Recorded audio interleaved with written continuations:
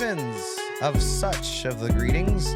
Welcome to Two Balls at the Mic, 198. We're back after championship action here in San Diego.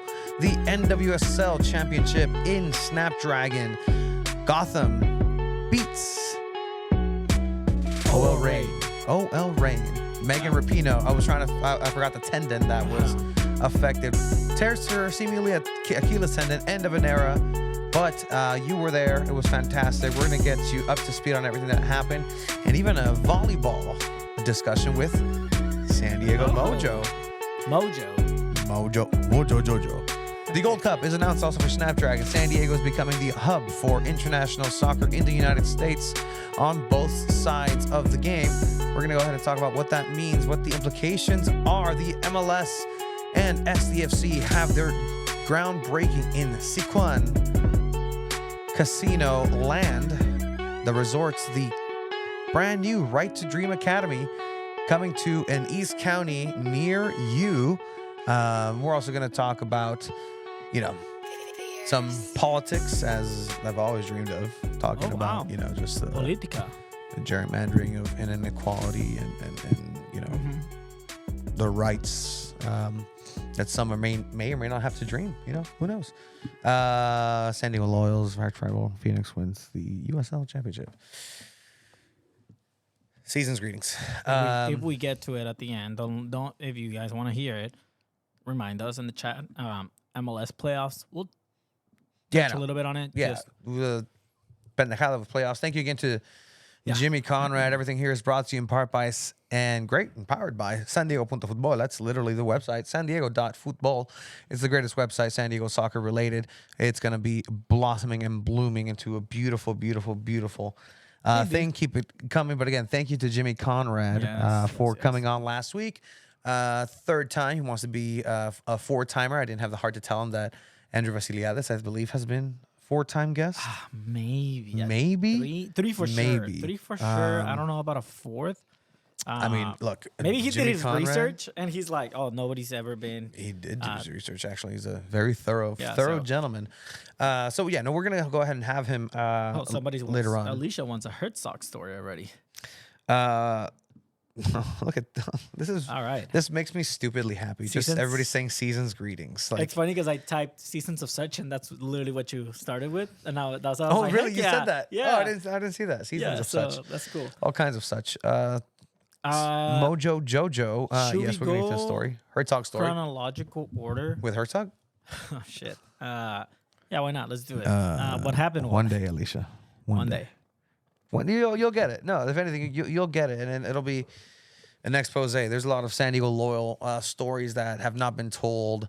A lot of things that happened through that. I think we can also announce soon. Can't give you an exact date yet, but soon we'll be having Camden Riley joining us. Yeah, Camden Riley lost his voice in one of the camps he was holding, so that's also to come. We're also going to go ahead and have another guest in person. Hopefully, I'm just going to leave it out there because whenever we do say things, it doesn't tend to happen historically. Like whenever we say like, hey, announcement, we're going to have this. It doesn't have something always happen. Yep. And we jinx ourselves with that. So hopefully next week we have already booked up Lionel Messi. Lionel Messi coming on to Two Balls in the Mic. Last spot in Argentina. Yeah, flying directly in studio. Anyway, so you're saying chronological order for... I just kind of want to hear about this San Diego Mojo team. You were there. All right, so, okay. Let's kind of start. Let's start with volleyball. Chronological order. Okay. I like your thinking of that day. Last Thursday was the date of a lot of events here in San Diego. The SDFC groundbreaking happened. We'll get into a little bit of what that implies and what it has to do. But overall, there's a giant event happening with San Diego Wave not being involved, but their stadium being used for NWSL championship purposes. Gotham ended up winning their side of the bracket, and they're going to face OL Reign. Megan Rapinoe in her last match, and that was kind of like the story of icon versus icon. Mm-hmm.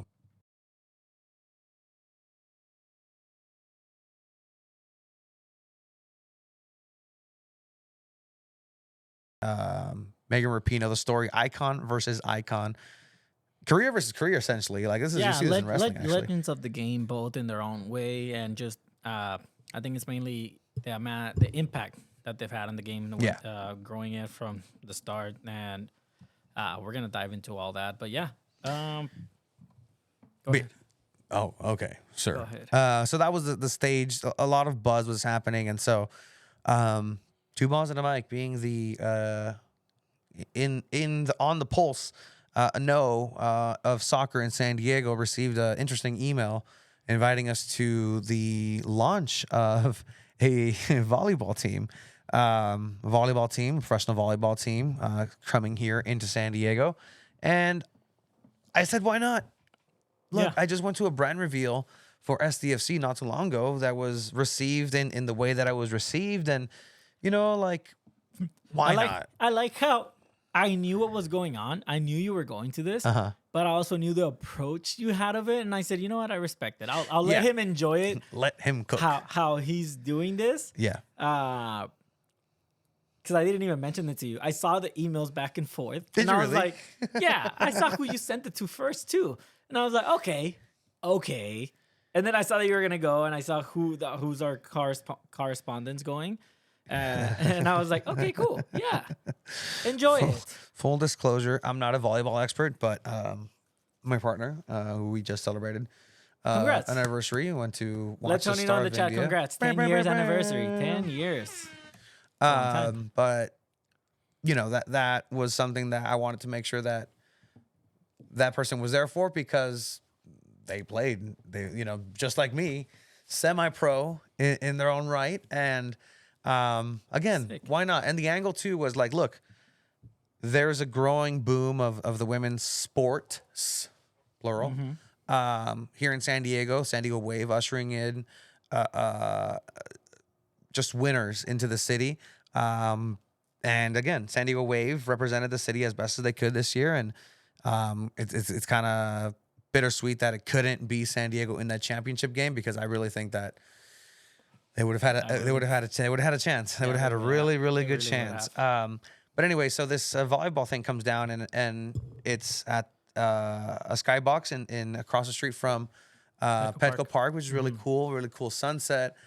Just sitting there, and again, that's the angle that I'm taking. Like, hey, like this is something that's been happening because of San Diego Wave and everything that's been happening, and people could not be nicer. I don't think I told you this. Because we got there early. I like to get there to places early. Yes. Yeah.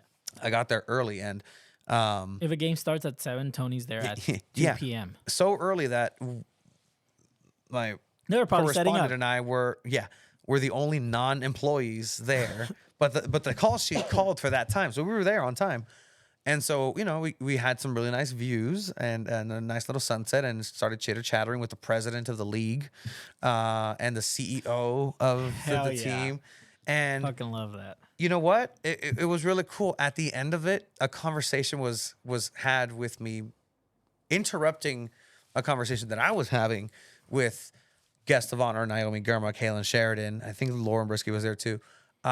We just had a birthday recently. And they were in attendance. Shout out to Naomi Gurma. I told her congratulations on winning Defender of the Year for back-to-back years. That was a really cool conversation to have with her. But then the lady, the CEO, comes over and is like, hey, like, have you ever done commentary for volleyball? Oh, no way.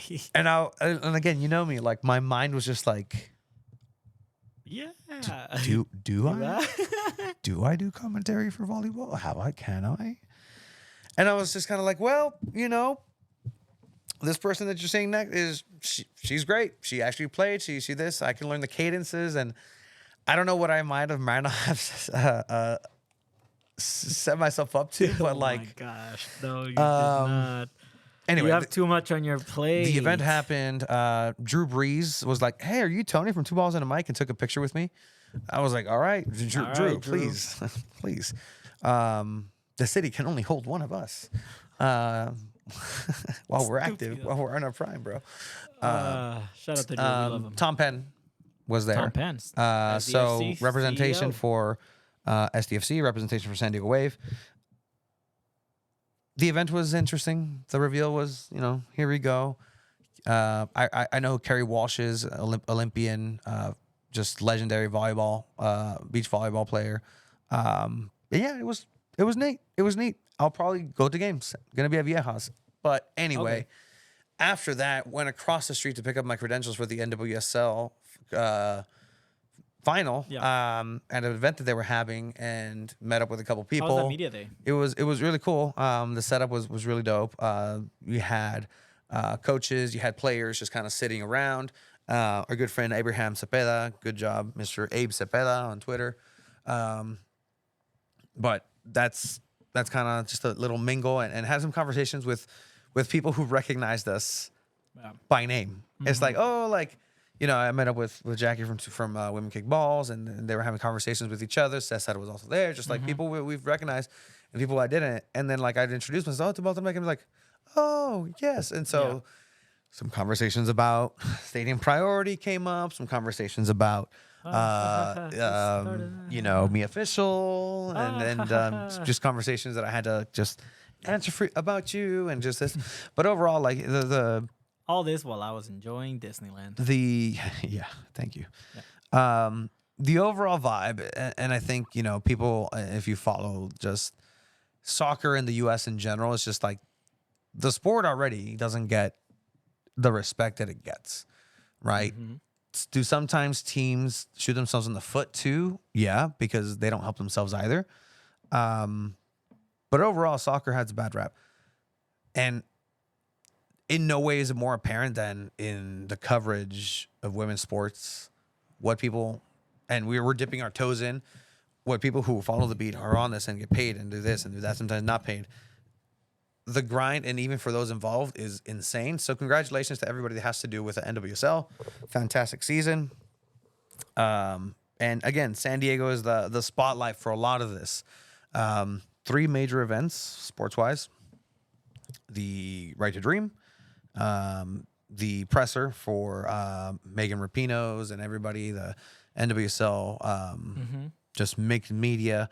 The Tiffany and Company trophy was there, and the Mojo. So great day. That's kind of like the circle. That's kind of the update of like things that are happening in like two balls in a mic land, because again, as we move forward, as now the season's ended for NWSL, the season for MLS is ending. There's not a lot of San Diego MLS other than like these events that are happening.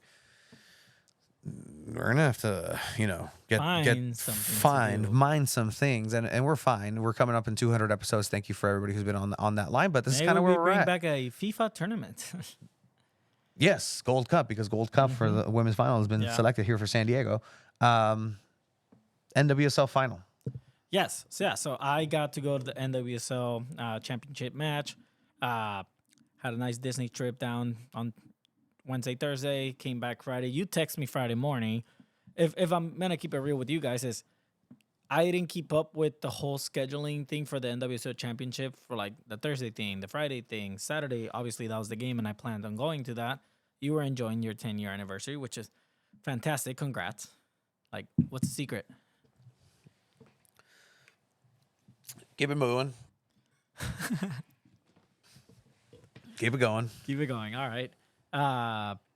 People don't need to know a number. Okay. If you follow me on Instagram, you should find out. It's fine. If you follow me on Instagram, you can really find out what I'm about and all that fucking meat. Oh, yeah. Follow Tony Meat on. expert. What's your Instagram handle? I'm not going to share it. Follow Tony. 2 balls in a mic. There you go. 2 balls in a mic. Final. But yeah, the championship match, right? So Friday, I go to the press conference. When it came to Oil Rain, we got okay. I don't know. I couldn't hear myself. Technical difficulties. We had Megan Rapinoe on the press conference as well. We got to talk to the coach. It was fun. I mean, the same people that you probably saw on Thursday were there on Friday. There was people that literally flew in for the weekend, for the week of for the Eli match, Manning. but Eli Manning was there on Saturday. But when it comes to the match, right? I get there, everything's going. We're gonna have, okay, ¿por qué me apuras, compa? ¿Qué pasó? Que le pongas ganas, cabrón. ¿Traes prisa o qué pedo? Were you not excited to be there? It's a, well, then, I was excited. This is how I talk. This and this. ¿De qué traes prisa? Tranquilo, no tengas prisa. No tengas prisa. Tranquilo. Let's put some excitement, some huevos. Also, I was there in the NWSL. Then now I'm yelling, and you get mad at me for yelling. Bro, my family's sleeping right now. How about you respect that and tone it down a little bit? Let's go. Okay. Yeah. So the final, yes, you go and championship match and it's fine. Everything starts. Everything's great. What do they serve to eat? Great, fantastic, awesome. What do you think they serve? How was the coverage locally? Non-existent. So there was a row of. First of all, I didn't get a seat on the press box, which fine. That's fine. Cool. I get it. That's fine. KUSI had a seat. KPBS had 2 seats. NBC had a seat. No one was there for big media from San Diego. CBS obviously was there because they were showing the game on CBS. Okay, we're not here to bitch or complain about who not having seats. We ended up finding you a seat because we got people. Yeah. It happens. So the vibe, it was 20,000 people. So they announced 25,000. 25,000. Okay. I'll tell you this: there weren't 25,000 people there. Oh yeah. Yeah. Oh shit. And people that are going, a group of people that we go to every Wave game, and we know what 20,000 people sound like at Snapdragon. We all told ourselves there's not 25,000 people here. It felt more like there was around maybe 18,000, which is still good. They're allowed to say 25,000 because they sold those 25,000 tickets. A lot of the people that didn't show up were people that had Wave. That were Wave fans hoping to go watch Wave in the final. And from what I understand, there was a lot of resale tickets that probably did not get sold. So that's due to the lack of Wave making that the championship match, which, again, I think they would have won it. Had they been in that championship game, I think they would have won it against Gotham. But I'll tell you this. I'm very impressed with the style that Juan Carlos inputted for Gotham. Yeah, they kind of had a slow start in the season, but they peaked at the right time. And we talked about peaking when it comes to soccer, right? The game started, and 3 minutes in, the worst thing you can think of happens. Megan Rapinoe gets down, non-contact injury, and people start questioning, hey, did the Snapdragon shitty field quality just kind of ruin Rapinoe's last game? And you kind of question it, right? I mean, you can still see the San Diego Aztecs logo on the field. You can, it's faint. Somebody that works on the field kind of announced as a conversation, it's like, oh, the wonders that green paint does, right? Thinking it looks way better. Yeah. So I'm like, wow, they really did not do a good job. I think the NWSL deserves better. I'll tell you this. It's the first time I'm at a press box and they actually announced the lineups on a microphone on the press box. And you can hear, the starting lineup. And they literally announced that, which was really cool. So, yeah, Megan Rapinoe comes off. Everyone in the press box is just like, oh, shit, what the fuck? Yeah. Like, this literally just changes the whole game. Yeah. It changes the outcome. It changes the story of it, where it was Rapinoe against Krieger. It leave it to Megan Rapinoe to just kind of like laugh it off too in the moment. Knowing that that's her humor. It's painful. Like it's incredibly painful. Hey, Drew. Have him here in the corner. Bye, Drew. And she's literally grabbing that Achilles area and look at her. And she knows. She knows. She's like, I'm done. And then she kind of has a little giggle moment where it's like, leave it for it to be me to get hurt in my last game ever in this championship match. Yeah. She had the same smile when she missed that penalty in the World Cup. It's that dark humor that she has. Obviously, she's frustrated. Obviously, she was sad. But in the moment, you kind of just go like, really? This had to happen to me. And we're going to talk about the press conference and pretty much the big quote that she said. Yeah. But anyways, she comes off. Walked it off like a G. Walked it off. Again, if the diagnosis is as it is, I don't care if it's a grade, whatever it is, tear. That's painful. Adrenaline's running. And you can literally see the people in the stadium just, they came to see this. They came to see that. Krieger and Rapinoe together, but not in that way. They want to see it at the end. They want to see a victor. Again, it's an icon versus icon, and one of them gets hurt. And keep in mind, she didn't touch the ball. Yeah, no, she didn't. Keep in mind, a lot of the coverage that we've done is just San Diego Wave based. And the times we watched Gotham play and Rain play are the times they played San Diego Wave. We don't really do too much coverage of the entire league, so our knowledge, again, we're very honest on what we know. And what we know about Rain and Gotham is just based on what we've seen against Wave. We know Rose Lavelle came back from injury and she's a fucking star of a player, right? We know we know who Ali Krieger is and the impact that she's had, but other than that, like, we don't know much of the other players. I was amazed at how Purse played. She was the MVP. It was so cool. They give you an MVP voting. It's the media that vote for the MVP of the game. Oh, you got to vote? Yeah. Oh, they shit. give you a paper and you get to vote for who you think the MVP is. Oh, wow. Oh, wow. Everyone voted Mitch Purse. She got 2 assists. She had that big play in the first half where she just kind of like took on 4 different players and gives the pass to Lynn Williams, which was an amazing goal. Just the play that she built from the start, you kind of just tell, wow, like, she's literally just dribbling past these players like it's nothing. And here they come, Gotham. Oh, lovely play by Mitch Purse. She has time to pick up Williams! And the frustrating part is like, okay, don't dive in. You're taught as a defender, don't dive in into tackles like this, and that's literally what all those defensive players did. They don't look like cones. One, straight up. 2, the speed, the burst of energy right there, cutting into the outside. And I'll tell you this, like, you could tell majority of the fans wanted Gotham to win. Oh, yeah? I mean, it felt that way. 1, they have a cool ass freaking name. 2, they're the underdogs. They came in as a 6th seed. You don't think it's a cool name? Yeah, it's fine, but that doesn't mean it's a reason why people are fans of them. Well, no, I mean, you love the underdog story. Okay. Yeah, I mean, yeah, they are underdogs, 100%. You beat Portland in the semifinals. You're really not supposed to be here. It's the coach's first season with the team, Juan Carlos, and he brings this Spanish like vibe to the team and just play style. And you really don't see that anywhere else in the NWSL. And for them to just peak at the right moment and finish off like this, they literally were last place last season. They finished 12th place, 6 points under, and now they win the championship. This is a crazy story for Gotham FC, and they kind of really just turn things around. Moments after the first goal, Rain answered back. Without Rapinoe, you still have Rose Lavelle up on top, who was just taking on everybody.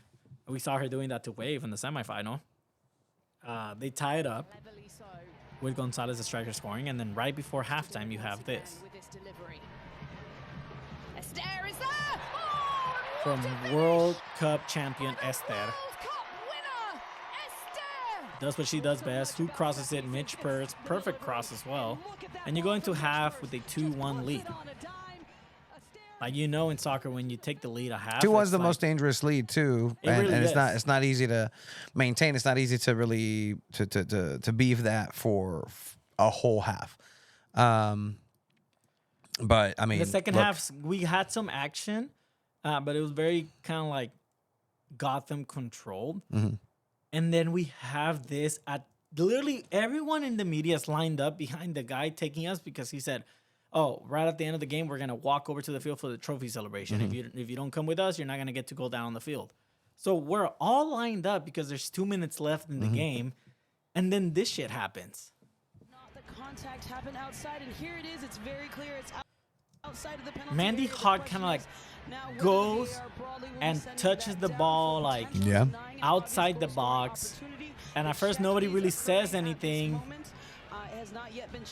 Rose Lavelle misses this shot, goes way off, hits the camera. And then VAR kind of tells the ref, hey, you need to check this shit out. Literally, 6 minutes, the time of stoppage time. The game was done. And she says, I need to go check VAR. Everyone's like, oh, what is going on? And I'm just telling everyone, oh, I think she's checking a handball from the goalkeeper. And so, like, it's a red card? Yeah, so because it has to be, right? I start telling people too. It's like, oh, okay, what happens? Red card to the goalkeeper. It's gonna be a free kick. It's outside the box. They're out of substitutions. NWSL only allows 3 substitutions. So you have to put a field player in there. And there you see it. Yeah, no, 100%. Like that's a handball. Comes back. Ruling is exactly that. It's just knowing, right? Yeah. It's crazy. And here you're thinking the last kick. And you know what's crazy? This should have been Rapinoe. Like just somewhere involved, doing the assist. Yeah, so then you have Neely Martin just kind of like putting on the backup's goalkeeper jersey, and you literally just have to hit it on target. So you have Rain figuring this out. You have the ref figuring everything out. It was a good game. It was an amazing final. So literally here, you just have to put the ball on target, and it'll most likely be a goal. I don't know what your scouting is of the goalkeeping acumen. She's 5'7". All right, Jorge Campos, stature. So here it comes. It's going to be Rose Lavelle. Wall hits the wall. After this, you really don't have any other chances. So that's it. Gotham wins it. They start celebrating. Leave it to Snapdragon to shut the lights as they raise the trophy and kind of kills everybody's shot when it comes to photography. Really? People were upset. Oh, fuck. Yeah, because they started kind of blinking the lights as they lifted the trophy. I do like that they use all San Diego Wave pennies. Like all of them have a wave crest. Yeah. And it's heartbreaking, right, when you see the Reign players, because they go from winning the Shield last season to, you see right there, they turn off the lights. And I know a lot of photographers were kind of upset at this because you kind of killed the lighting for them. Yeah. I think people still got great shots. I know Ryan still got great shots of it. You have Ali Krieger celebrating. You have all the media right there in front of the box. Where were you? Regresale. Aquí estoy. I'll point. We need that angle again. No. Right there. Pause. Oh, no. Where are you? Que se prenda la luz, espérate. We're down here. Okay. That's all the media. That's where they had us. Well, we can't see that. and then from there, I kind of had a choice to make. Do I go to the press box, press room for the press conference, or do I go to the mix zone? Yeah. If you don't know, press conference is normally the coach and select players. Mix zone is select players, but you see them all passing by, heading to the locker room. It was going to happen at the same time. That's what they made it sound like. I said, you know what? Let's go to the mix zone, talk to the players. Yeah. Like, it's usually kind of like better content. So, yeah, they tell us, hey, like, Rapinoe, who else? I'm like, hey, Rose Lavelle. Get to talk to Rose Lavelle, right? Ask, hey, what is going through your mind? Like, the red card happens. It kind of gives the team a glimpse of hope again. Keep in mind, she's crying. She's devastated. And she has to answer all these tough questions still, right? Yeah. All of them, I think, NWSL media, for the most part, are very nice, where they kind of just, hey, like, what are your feelings on this? Like, obviously, like, a hard-fought season. After that, I'm like, okay, what do we ask? Like, they just literally lost the championship. And I figured, okay, let's ask about this. Like, hey, you have the shot at the end. You know it's a field player. And she literally said, yeah, I mean, all we had to do was just get it on frame. Yeah. And we couldn't do that. I couldn't do that. Like, she knows she kind of had the chance. Great job making Rose Lavelle feel like shit. And I mean, it's part of the job. And she did say that. She that's true. You know, that's sports. It comes with it. There's the highs and there's the lows, and the lows suck. But you have to go through them. She said, happily, I've gone through the highs, and I'm going through a low right now, and it is what it is. But yeah, it sucks, and they were upset. A lot of the players were upset that they didn't know how to get to the away locker room, and they were frustrated. But I mean, I think that just comes with losing the championship. You're upset. Neely Martin also mentioned, they asked her, hey, like, have you had any experience on goal before, maybe in high school? She said on her last semester, she was allowed to still kind of like go and train with the team back in college. And they told her, hey, we actually need you to be a goalkeeper right now. And that was her experience as a goalkeeper. There you go. That's good job. Good job getting that scoop. So with that, Lynn Williams from Gotham as the first player in NWSL history to win 4 championships. Yeah, she has. Just the recap of the season: Gotham won 8 games, tied 7, lost 7. Yeah, literally. Sixth seed. Coach, they did have Coach of the Year, as you were saying, Juan Carlos Amoros. Who all my questions to him were in Spanish. Yeah. Yeah. Hola, ¿qué tal? Soy Coque Vegas. Yeah. Yeah, you know. Oye, ¿conoces a Coque? Oh, sí, Coque es un amigo, gran tío. But yeah, so with this, Gotham win their first season. They got themselves a championship here. Congratulations, Gotham. East Coast winning over at the West Coast. Yeah. On the mix zone, when we were talking to Juan Carlos, we got interrupted by none other than Jill Ellis. Oh. She passes right by Abraham, bumps into him a little bit, says, sorry, Juan Carlos. Felicidades. And like hugs him. Sorry, guys. And she walks back away. He says, oh, Jill Ellis, she's a great friend of mine. I was like, okay. So Jill Ellis, head honcho over at Wave. Yep, she was there. Saying hi to Juan Carlos. With Casey Stoney potentially, maybe not having a secure future He has a here. 3-year contract with He has. Gotham, Look. If that's what it takes, and get somebody else at the helm. I'm not saying I love Casey Stoney. I'm not trying to start anything, but I wanna sit down with Casey Stoney and see what her vision is for the next couple of years and see what she's built here. But other than that, championship weekend here in San Diego. Look, it's fine. Like it would have been cool had a San Diego team been representing out there, literally would have been the first major championship to have been won in San Diego.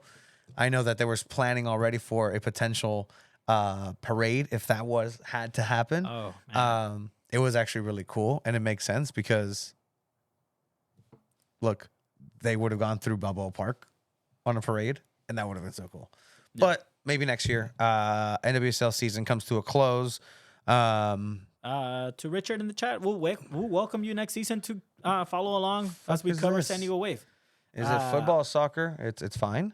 And then Richard says, quote, women football is boring, slow, and not physical, and no fans. End of quote. All right. That's fair to everybody's their opinion. But, and then he goes on, do women watch women football? Going into the Bill Burr bit. Look, they have more fans than San Diego Loyal. They had more fans than San Diego Loyal that filled up a stadium. To let you know, Richard, 20,000. San Diego Wave had an average of fans going to the games more than some MLS teams. Yeah. Wave averaged 20,000 fans in their season. There's MLS teams that average under 15,000. Can some games be categorized as boring and slow? I agree. Some games can be like that, but guess what? So can the man games. And it's not a lot of the games. It's not top flight in the world. So if you're watching MLS, it's fine. If you're watching Liga MX, it's different. But that's again to each their own. We've really come to grow into knowing some of the players, some of the people who put the show together and represent San Diego. I don't care what side of the team you're on. If you're representing San Diego, then you're representing the city, and you're going to get covered through this. Even Albion, who, you know what? At the end of the day, all right, cabrones. Like you started doing something. So it'll be very interesting. Again, thank you for everybody who's been following. I know the Sirens have been a great section of individuals who have been supporting Two Balls at the Mic as well. I've seen a lot of people at the events, a lot of people getting out there and giving us some props at events. And hey, really appreciate it, listening, and shout out to everybody who's been following this team. And that's part of soccer, man.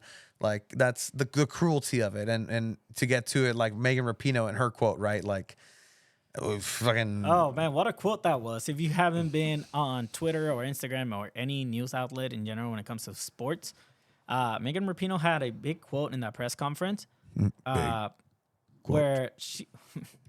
I don't want to misquote exactly what she said. I think you just have to type Rapinoe right in the search bar, and the quote will pop up.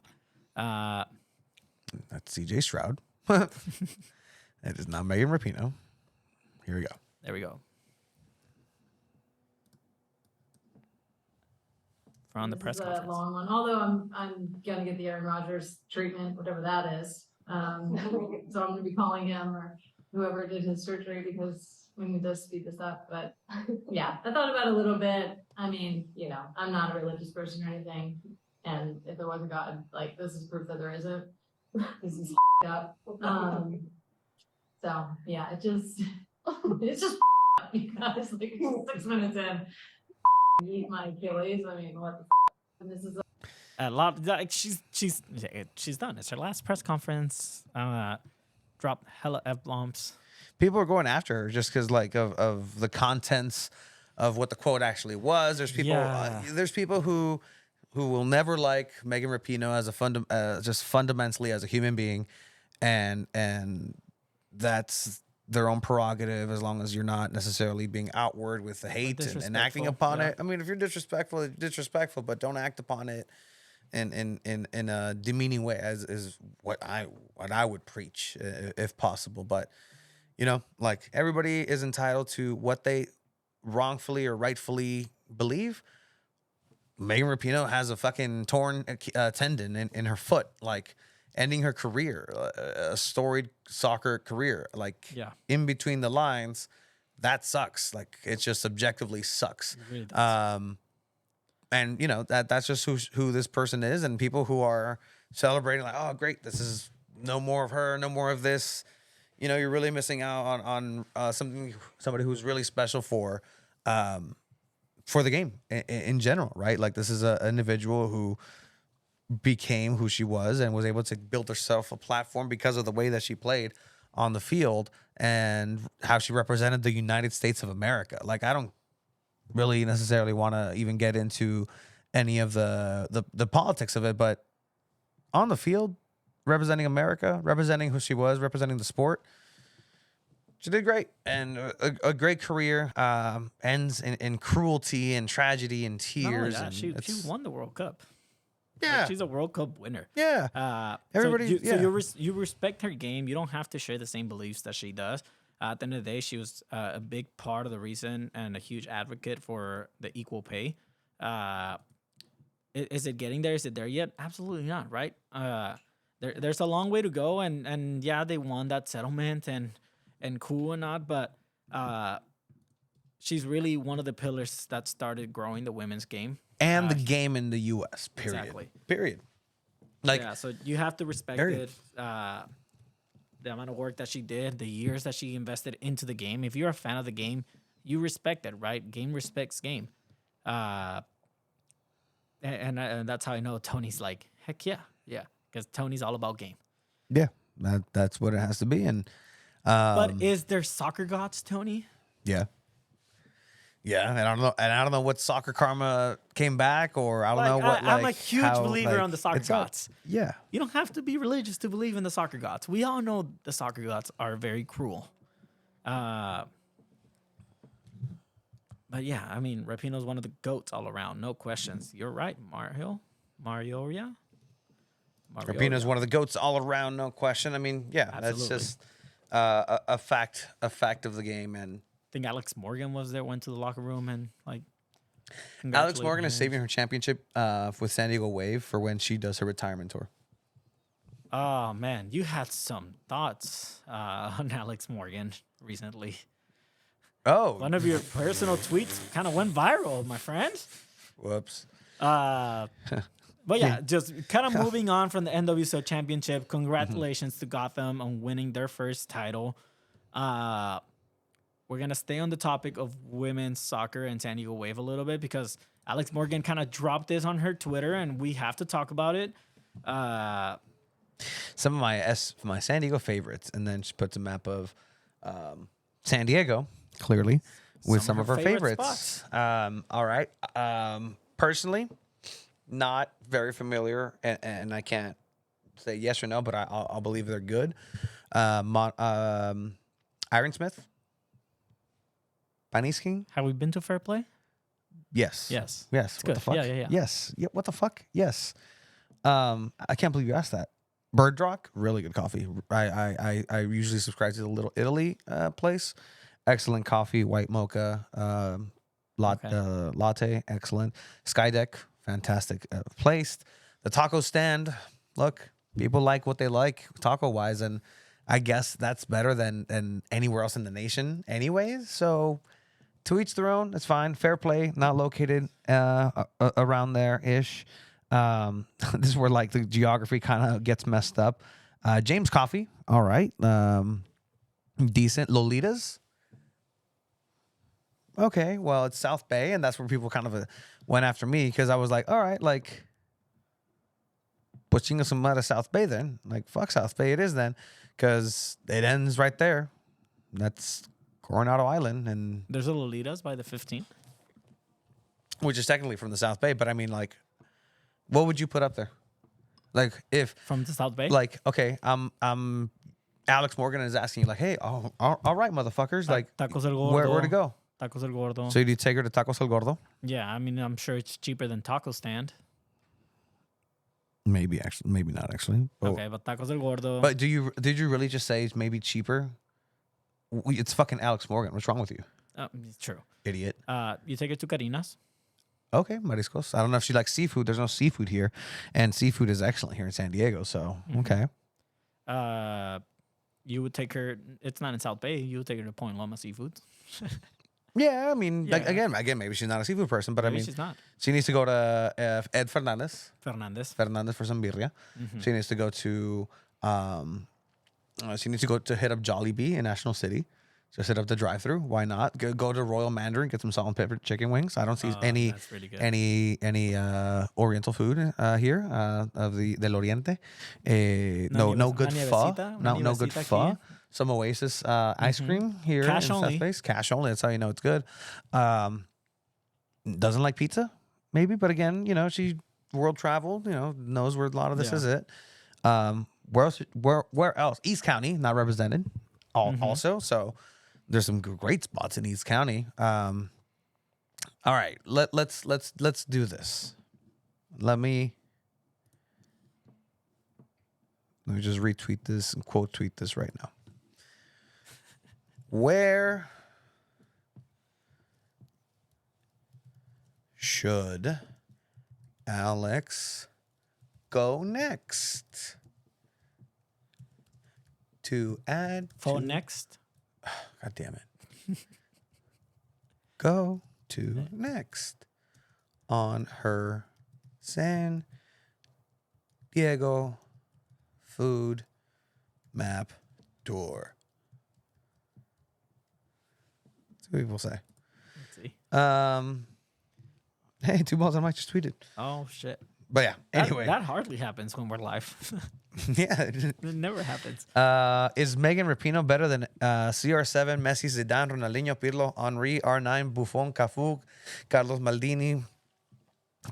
Wait, Carlos, as in Roberto Carlos, or Carlos Maldini, or Maldini and then Carlos Ramos, Kevin De Bruyne, and Modric combined? Maybe not. It's just one person. Like, I think it's a lopsided kind of game. Comparable? Yes. Comparable? Yes. It's not similar. It's similar, not congruent. You learn this in 3rd, 4th grade. Similar, not congruent. However, you can liken it. Drew having a lot of problems with the geography, and the coffee we're way on point. Okay. Captain's coffee choices are impeccable. Yep. They're good. I mean, James Coffee, Bird Rock, excellent. I'd even throw in Cafe Moto in there. You can stay in your car the whole time. Rather eat food and hot beverages. Tea Collective, Mana Barbecue, good shout. Some cute BBBQ, Korean barbecue. A lot of people there. Colimas instead of Lolitas. No way she would mean that. I'm surprised that there was no mention of Old Town. I love me some authentic Mexican food from Old Town. But yeah, so yeah, that's kind of what we got there. Switching it over. So, I mean, yeah, let's just touch on it a little bit more. Yeah, the first ever Women's Gold Cup was announced. And Snapdragon is going to host the final, which is exciting, right? It's going to be very interesting to see if it's Mexico against the U.S. I know Brazil might be participating in the Gold Cup. But if it's Mexico-U.S., you see Berkey against Mia Fischel, San Diego versus San Diego. San Diego and San Diego crime. Like, that would be super cool. But we'll see what happens. Yeah, it's going to be March 10th, Snapdragon. That's going to be the final. Maybe there's other games in the group stage or something like that. But that's going to be super exciting in the first ever Women's Gold Cup. San Diego's becoming a focal point of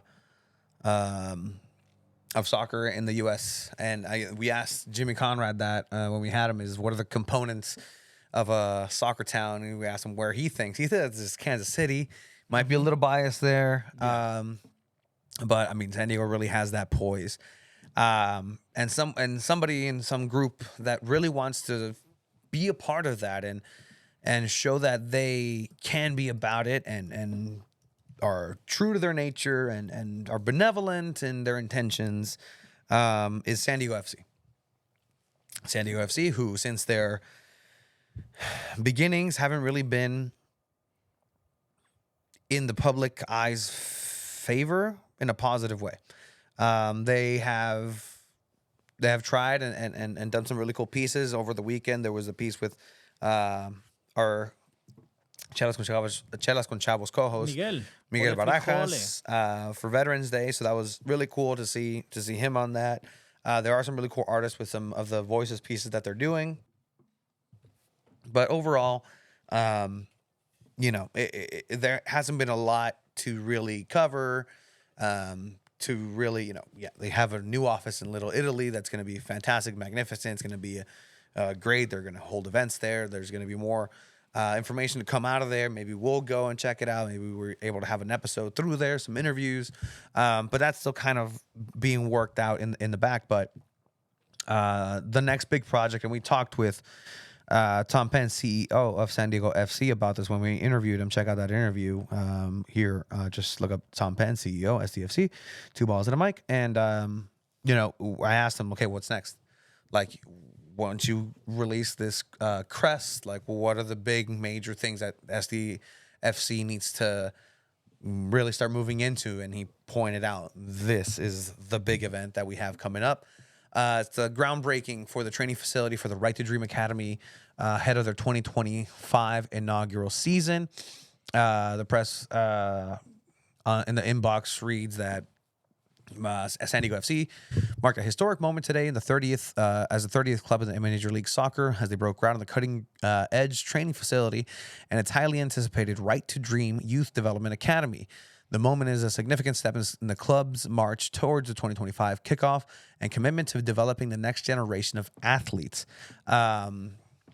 Everybody, usual suspects were here.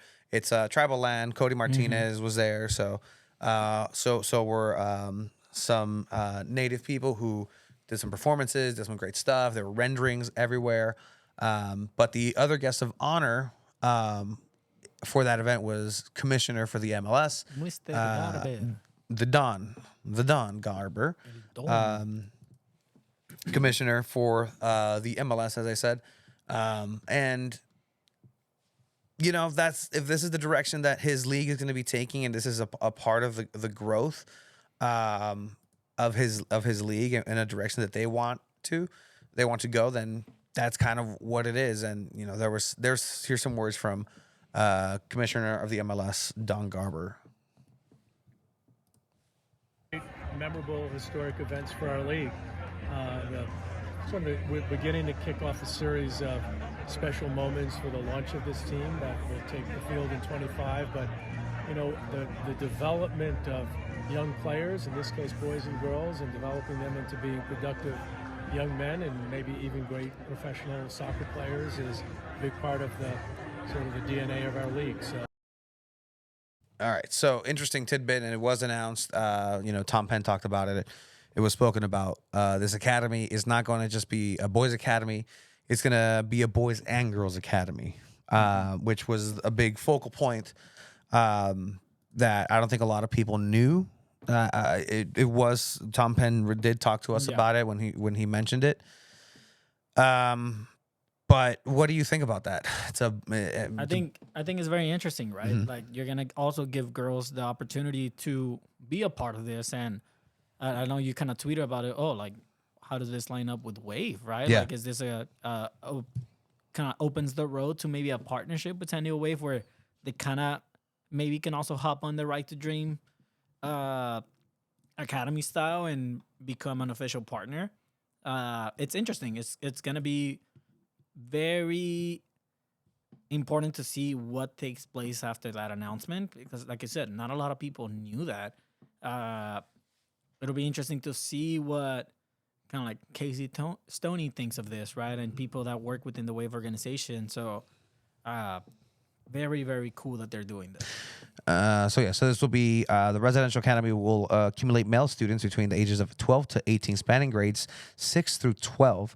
The first group of residents will be enrolled in the fall of 2025. Additionally, San Diego FC will create a non-residential girls pathway at the academy, making San Diego FC the first MLS club to develop emerging female talent.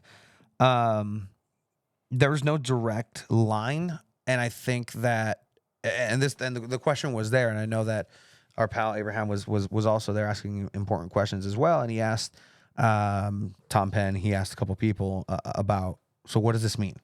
What does this mean? Does it mean you're going to work with Wave? And nobody said yes, this is going to be working for a relationship with Wave.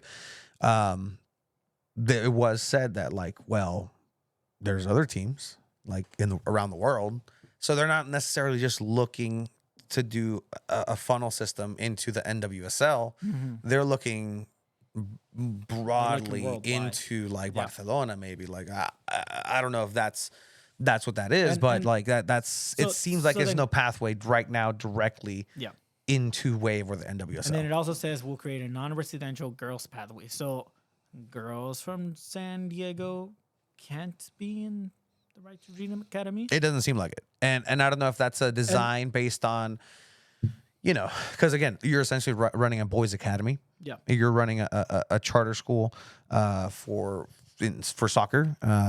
America loves a charter school, as we know. And who knows, right? Maybe down the line it is open to maybe girls that live here in San Diego. But at the end of the day, this is also very cool because say there's a girl down in, I don't know, in Norway, or TJ or something, and you can tell she's gonna be she has the it factor. Mm-hmm. She comes to San Diego. She's only 14, 15 years old.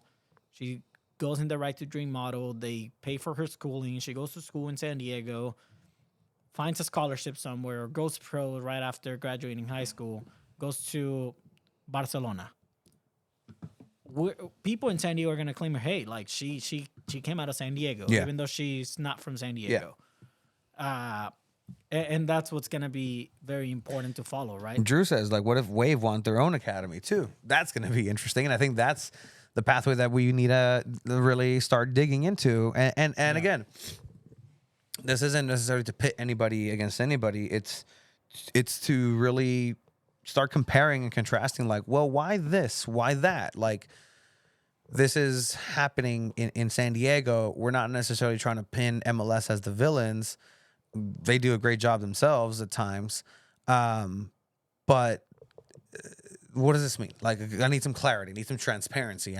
I need to know, because I think it's important for people to know, just like, is this Right to Dream Academy? It's not going to be majority San Diego kids. I feel. I really don't think so. Jason just kind of corrected something. Thank you, Jason. It's not that it's gonna. They mean they won't be hosting girls. The academy will be for girls that can commute. Yeah. Oh no. Yeah. 100%. Yeah. I had that a little confused. Oh yeah. You got. Oh wait. Yeah. Oh, that's what you were asking. Mm-hmm. Dummy. I thought we were on the same wavelength. Clearly you weren't. Yes, Jason. Of course, they're going to be allowed into the academy. Non-residential just means that they can't live on the premises. Gotcha, and that's what I meant by saying, like, it's a boys' academy, right? So it runs into that, do you want to keep boys and girls on the same premises? And, that's kind of probably the logic there, right? yeah, so ultimately it's going to be interesting just to talk about the development of this, and maybe there is a partnership. Maybe there is a way to say like, look, Wave, let's go, let's partner together. We're roommates. We're this. We've been asking on both sides, Tom Penn, the Wave side, like, hey, what does the relationship look like in San Diego for the betterment of the game? Nobody really has a good answer other than like, well, we'll play nicely, and they're out. They also play the same sport we do. There has to be a reason, right? Because we asked for also the same collaboration between Loyo and Wave, and it was almost also non-existent for a while. Until the end, and that's the truth of it. Like it Besides was getting up a couple until the tweets end. here and there, like, oh, thank you, all San Diego teams won or something like that. But and what more do you want? I don't know what that looks like. But we had the collaboration with innovations. Colin Martin and Sheridan. That was about it. That took a while to come together, but look, San Diego FC is gonna come in, and again, congratulations on hopefully in the most holistic way, in the very optimist, like fucking call me optimist prime right now, because if I'm really thinking about it, the best, most kosher way I can possibly think of.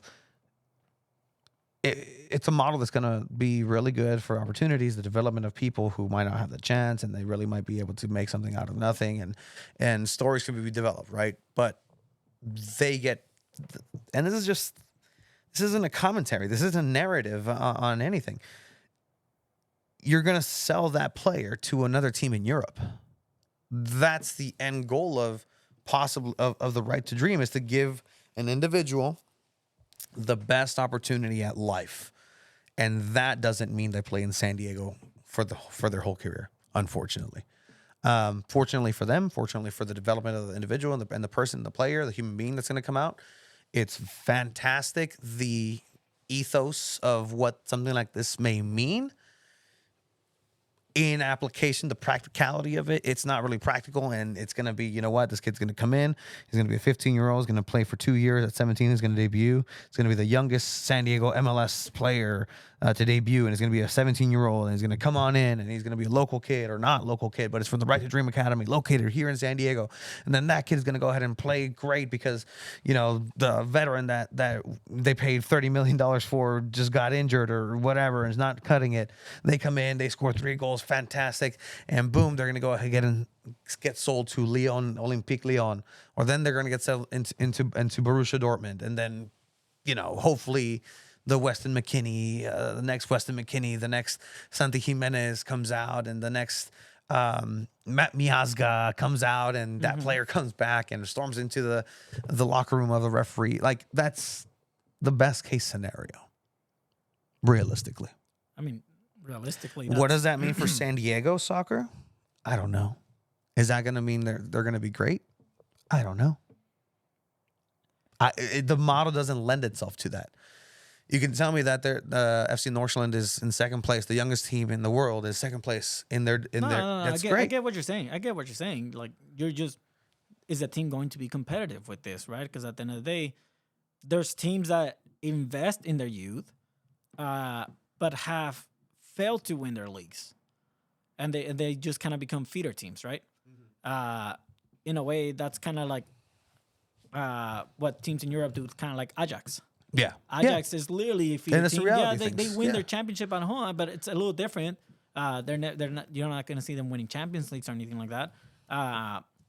But that's kind of like the emphasis that you're making here, right? Where is this San Diego FC going to be a competitive team in MLS, following the Right to Dream model, where they're going to focus entirely or majority of the thing in youth talent and developing players and shipping them off to Europe and hoping for that next crack that we're going to have, right? Base coming from San Diego. But as people that are going to be following the team, you want to see a competitive team. You want to see them go in playoffs. You want to see them bring a championship to San Diego. But it doesn't look that way as of now. Yeah, I mean, and again, it happens with the biggest teams in a country, even, right? Like it's crazy when what happens with, like you're mentioning, Ajax. That team is a very well respected team. It's a team with history. It's a team with an impressive legacy, and it's one that is world renowned, but at the end of the day, they're just a feeder team. Look at these names. Hakim Ziyech came from, these are all Ajax players. Hakim Ziyech, Frankie de Jong, Kluivert, Davidson Sanchez. You have Daley Blind, Christian Eriksen, Jan Vertonghen, Luis Suarez, Thomas Vermaelen, Klaas-Jan Huntelaar, Wesley Sneijder, Rafael van der Vaart, Zlatan Ibrahimovic. I mean, just huge names, legends of the game. But the reality is they're not going to stay here, right? I want to say that I care about what the development of these players are going to be, and I'm very hopeful about what that means. But ultimately, does that spell success for the city of San Diego? Is that crest going to be lifted with the MLS Cup? Like, are they going to go ahead and play in the MLS of the future in 2025 when, guess what? All games, all fixtures are 3-legged fixtures, and if you tie, you both get eliminated, and the team that you eliminated comes back in, and they get to play. Like, but Tony, fans are going to be proud, not loud. Okay. Yeah.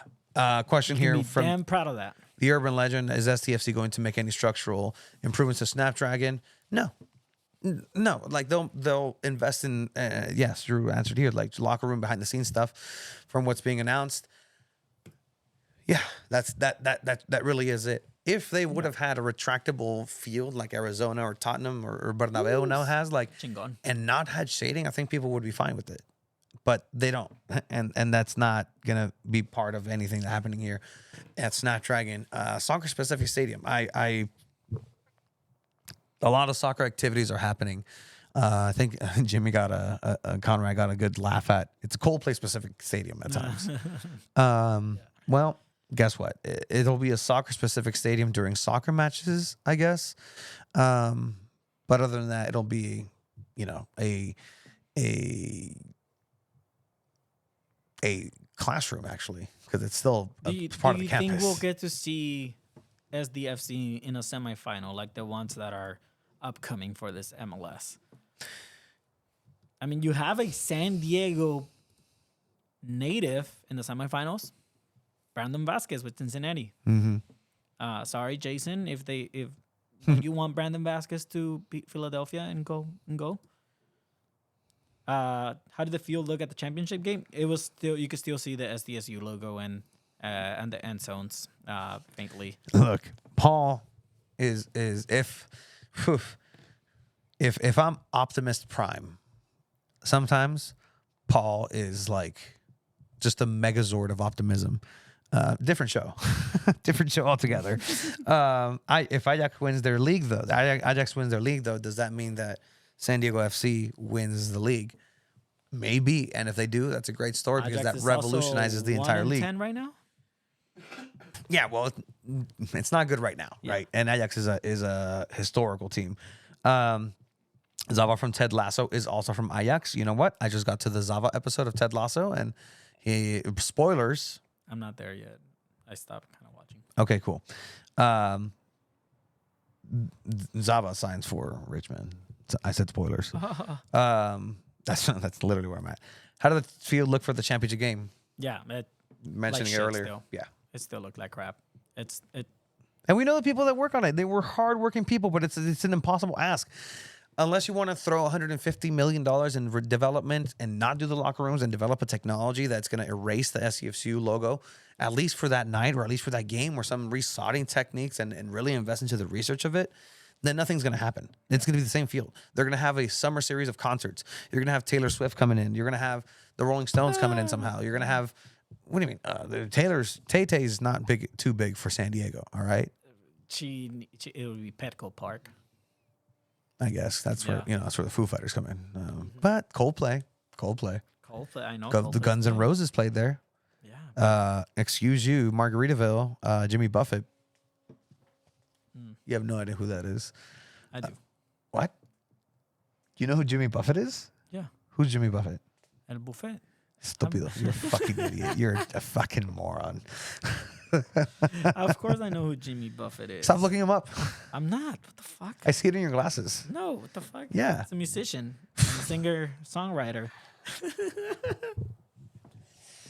Margaritaville.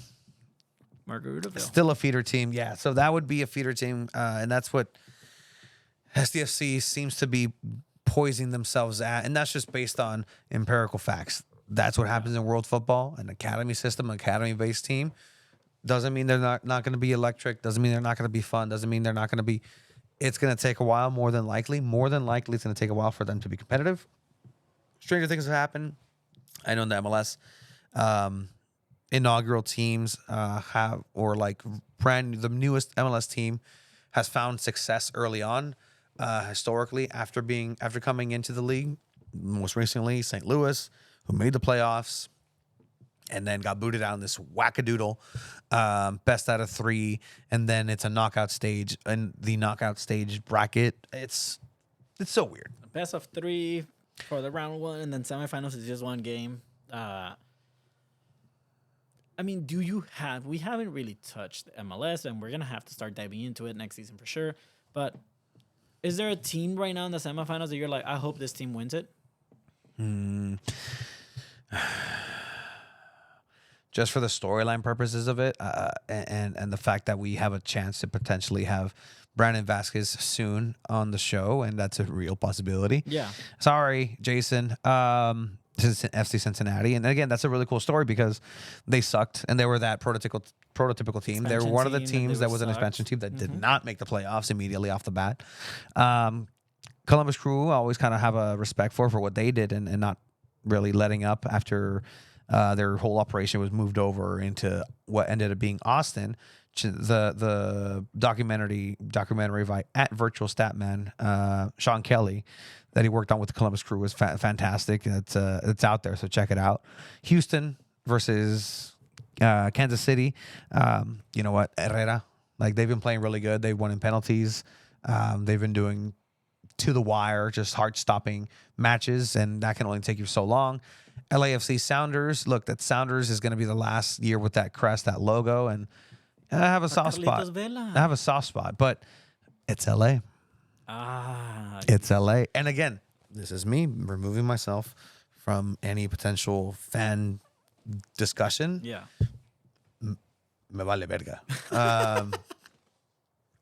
If LA, but just seeing LA succeed just gives me the shivers. And this is my admission. The only thing LA is the Clippers that I kind of support. Ooh. And that's because they were from San Diego. I could be a Rockets fan, and the Rockets have a championship, but no, Clippers don't. So who do you think is moving on from here? So Sounders, LAFC. I'm gonna go with LAFC. I agree with LAFC there. They just have that championship pedigree, and historically they've been really good when the bright lights come on. Mm-hmm. Houston, Kansas City. I'm gonna go with the upset here again. Just come on, Jimmy Conrad. All right, Kansas City. I got Acha because you hate him, and that still drives you a little bit crazy. Orlando versus Columbus Crew. I'll go Columbus Crew. I like Columbus Crew. Still there? Posible, yeah. Philadelphia, Cincinnati. I think I already said that. Cincinnati, and then we'll go from there. The MLS Cup is going to be Saturday, December 9th.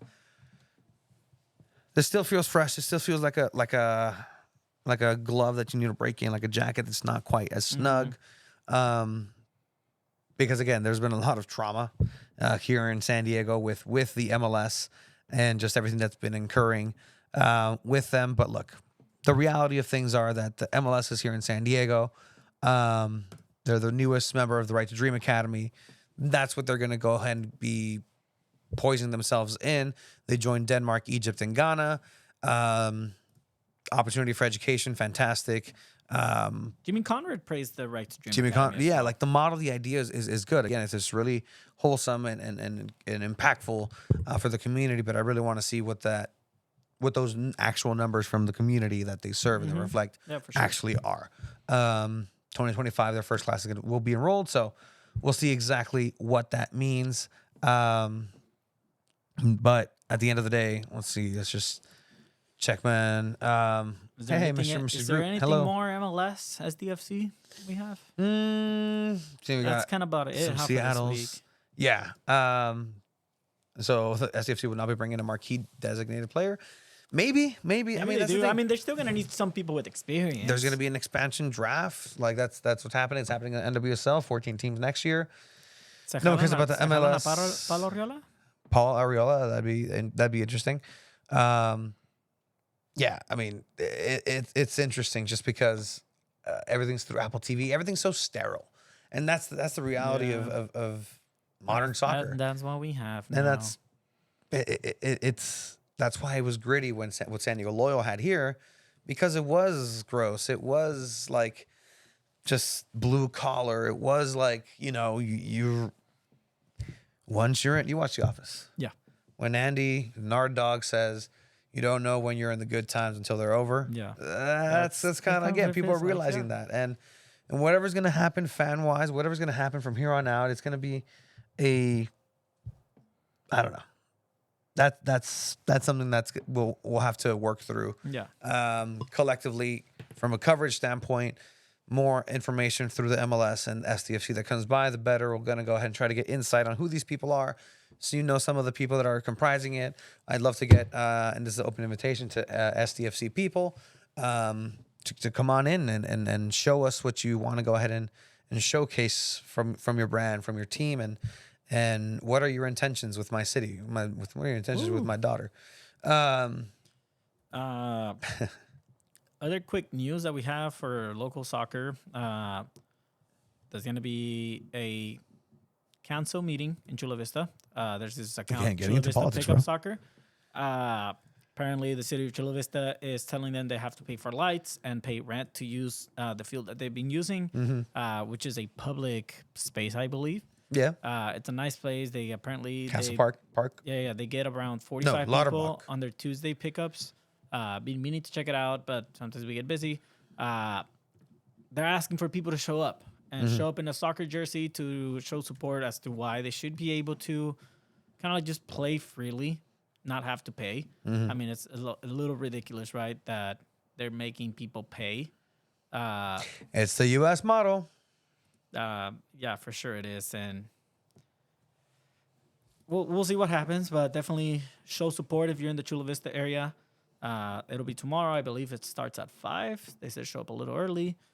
But get involved. Be about it. Yeah, they did ask for people to come on and wear a soccer jersey. I believe we were tagged in a post by Bridge Barcata sharing the story as well. And it's kind of right there, all the information. Tomorrow, 5 p.m. at the Chula Vista City Council. You can't say that word. I can't say a lot of words. Yeah, you can. It's wild. But yeah, so support local soccer and everything that's the happenings, because again, it's a very important component is being able to play freely, and that's what Bridge Barcata is all about is being able to play on the streets. It's not tied with anything. It's not corporate. It's the antithesis of corporate play, and so the what? The antithesis. Say it one more time. Let's try to say that word. Antithesis. Antithesis. Here also. Antithesis. And this. Okay. Antithesis. Antithesis. Antithesis. Antithesis. Antithesis.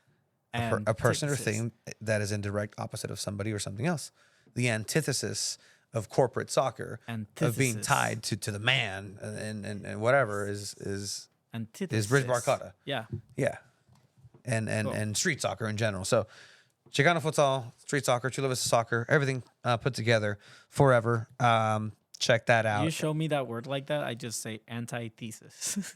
I know you would, because that's literally that's how I would spell it. Like if I'm trying to tell you to spell antithesis, antithesis. That is hilarious. Let's talk about Loyal. What is there to talk about? Oh, they're having a huge car tent sale.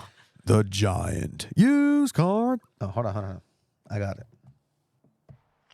The giant used car tent sale at Qualcomm Stadiums. Cars, trucks, SUVs must be sold. All right. That was sick.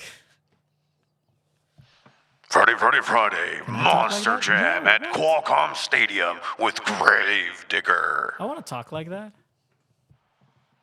I can talk like that too. Whoa, that's cool. It sounds better on your voice. It's a waste of an effect on your voice. I think from 12 to 5 this Saturday, everything must go. They dropped the address. Is it by the shop? No, right? No, it's at the shop. It's at the shop. It's Okay, at the everything shop. must go, even from office furniture. So check it out. 12 to 5 on Saturday. Oh, wow. Oh, shit, that doesn't work anymore. Oh, no. Loyal is shutting down. That's usually a page that's open. ¿Lo pusieron aquí? I'm not too sure. I know I saw it on Instagram. I think they put it on here. I think it was on Instagram. I think the Twitter is done already. Yeah, they didn't like. Yeah. They did like one farewell. They should give it post. to us. This is The here. followers. Yeah, like That's true. Let us just change the at 2 balls and a mic. At 2 balls and a loyal. Just give us the Instagram too. No lo pusieron. And their story, I think. No, it's gone. Oh. All right. Well, I saw it somewhere, right? I think I didn't I text it to you? it's on the email. Oh, the email. But if you do type and go to OfferUp, I don't think you've seen it. Some really interesting things pop up where you can buy. Like it's it is what it is. But San Diego Loyals has a OfferUp. Should we just lowball them? What do you want? Do you want an A-frame? $50? Look at that. No. Oh no. Okay.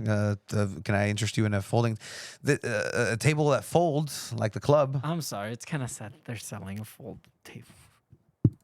Look at it. Look. Oh, Look. man. It It's a good folds. quality table. This is all to avoid chairs talking are about cool. Phoenix winning and being the ultimate bad guys. Oh, this the is sick, baddies. actually. The inflatable? Yeah, but are you gonna pay $1,000 for it? No, Look, okay, let's lowball them. lowball them. Make offer. We're gonna sign in here. There's That's two balls on this, my. That's 2 balls on my. Come on. No, phone verification. I can't. No, boo. We'll do it later. It was supposed at 12. 6520. Let's see. There's already an account associated with this. Is it? I don't know. That's probably what they say. For $1,000, bato. How much did it originally cost? I know they were selling the little tebolito, the little foot soccer Oh, thing. really? They sold that for $500, I think. Oh man. Let's see. Make an offer. Make an offer. 1,000. $5. Give you $100 for it. Okay. What if they say yes? What the fuck are we gonna do Then with we'll it? fucking buy it for $100. Are you sure? Yeah, the Serious? fuck? All right. Make the offer. All right, cool. I know who's running it. I'm so sorry. Because we're gonna keep lowballing you. Actually, I it's kind of like this. What is that? It's an artificial hedge. Oh. I don't know.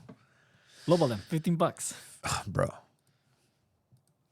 Okay, 20, 25. No, this is a question. Is this still available? Hi. I am looking for a classy, but yet, okay, I'm looking for a classy, yet allergen-free solution for my hedge. Does this include Oh my gosh. flammable Where did they have artificial? I don't hedges, know. people are asking at the game. Oh no, was that in the office? Maybe. everybody's so show yes let's yes Show up. Yeah, show show up up. yes 100%, like get out, get involved, or do stupid shit like this. Voice effect was perfect. Yes, it was. Yeah, socials are Ooh, done. aphotic. Seriously, give it to Weston. Yeah, just give everything to Weston. Socials are done. It was emailed. Those will have additional markdowns on Saturday. So if they don't get sold right now with our lowball offers, then you can go ahead and get them on Saturday. They're gonna have a great stuff. Riveting content. Thank you, Jeff. This is what you come to here. 2 balls and a mic. It's not like it's a swap meet at Spring Valley. It's low ball. Hey, man. All right, let's make a real offer. Is there anything here that you would like? A ver. Is there anything else? What is this? Oh, for the corners, like to practice. When was this used? Okay. And training, maybe. Okay. No, I do like this desk, though. You can lift it up. Oh. $400. How about a cool 20? All right, that's enough. Check it out. They're gonna have a sale. You can buy corner flags. You can buy chairs. You're fucking terrible. I know Paul got himself one of these. It was really cool. But I mean, everything from here on out, San Diego Loyal is classic memorabilia. So get it while you can. I know I got me some 3X items from them, so thank you to them. A lot of socks, Charlie socks available. So gonna be great times. I can fit in Hackworth's jersey. No, you can't. Yes, I can. Go. It's gonna be It's tight, right there. but I can put it on. No, you can't. It's not gonna look good. Yeah, obviously it's a medium. All right. Well, I think we're gonna go ahead and take ourselves out with you putting on that shirt. Thank you everybody who went ahead and joined us today for Two Balls and a Mic. We have some really cool things coming up. Episode 200. I don't see you moving. It's underneath there, all the way to the back, all the way to the back. Thank you for those who have been with us in this journey of soccer content. It's really taken us into the place of dreams, giving us a right to dream, to be in this space talking about soccer and representing San Diego in a media sense. Shout out to everybody who, oh my God. Told you. I Oh fucking my told God. you. Oh, Fuck. Morgan. Oh. I love that. Yeah, it actually looks pretty dope. Didn't realize Morgan was so fat. Shout out Morgan. Just had That's fucked up. I mean, you look great. You look great in that. San Diego Loyal forever. It's the first time I ever wear a logo jersey. That really is the first time you Yeah. ever worn it, and it's game worn. Never washed it. Well, bench worn. He's All not right. good playing time. That Bye. Game. Bye, guys.